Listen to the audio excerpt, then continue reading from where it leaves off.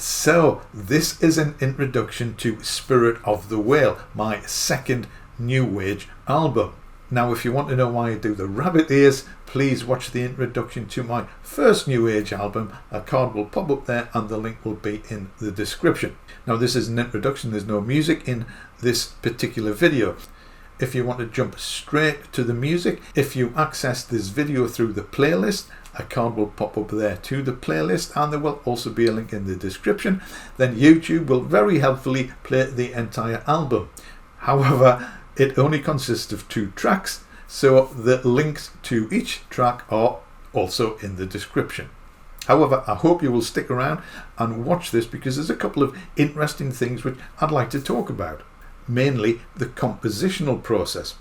However, let's get the technical bits out of the way first. This was recorded in my 1990s studio using Notator running on the Atari ST. Most of the parts were played on the Yamaha SY77, although I think we also used the Akai S1000 sampler in this piece as well. Right, let's get to the composing part. Now, I love watching videos where composers talk about their compositional process. I find the whole creative process fascinating, whether that's writing or art or poetry, but obviously particularly music. Now, this was particularly interesting to me because this was a collaboration. Now, I had collaborated with singer-songwriters in the 80s and that worked fairly well. Now, the guy I was collaborating with was very familiar with New Age music and the New Age scene, if we can call it that. Throughout the 80s and into the 90s, this was the post-hippie era, the era of the aged hippie, perhaps. But people were very ecologically aware. There was a lot of interest in saving the planet. We could see what we were doing to it even back then. And there was quite a large Save the Whale movement, which I think started in the mid-1970s.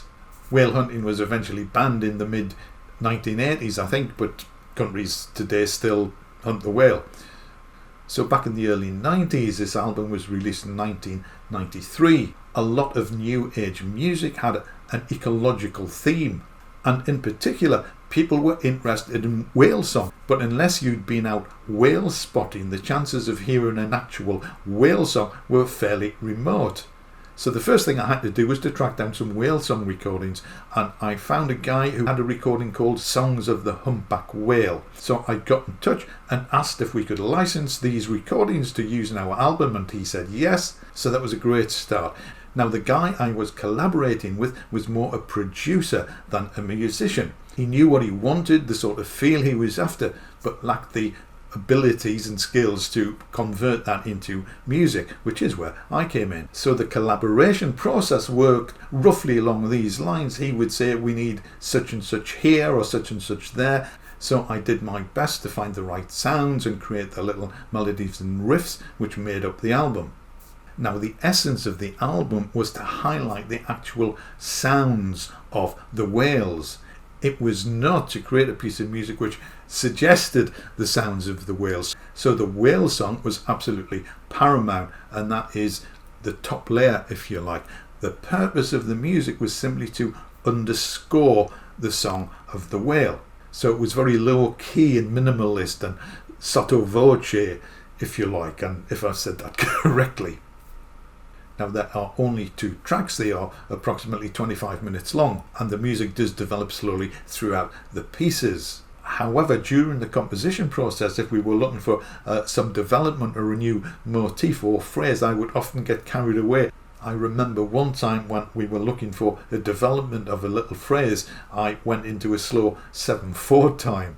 7/4 time is one of my favourite odd time signatures, and there is a piece of music on this channel called 7/4 Tune. There's the card, and there will be a link in the description. However, this was totally inappropriate for the piece, so I had to be gently reined back and I looked for something else more suitable. So I've only one more thing to say about Spirit of the Whale. I remember when I first heard the original Songs of the Humpback Whale recording. The sounds can seem strange, whale-like, W-A-I-L, no pun intended. But as I listened to them more closely and more deeply, I found them very evocative and very haunting. To think that these songs were made by by one of the largest mammals on the earth. So the music is intended for relaxation, meditation, yoga and contemplation. As usual, I have put visuals to the music. So if you want to watch them while listening, that is great. But if you also want to relax and close your eyes and listen to the sounds of the whales, then that is absolutely fine too. So if you enjoy the music, please consider subscribing and ringing the bell and click the big thumb too. It all helps. So as always, thank you ever so much for watching. I do hope you enjoy the music, and I will see you very soon.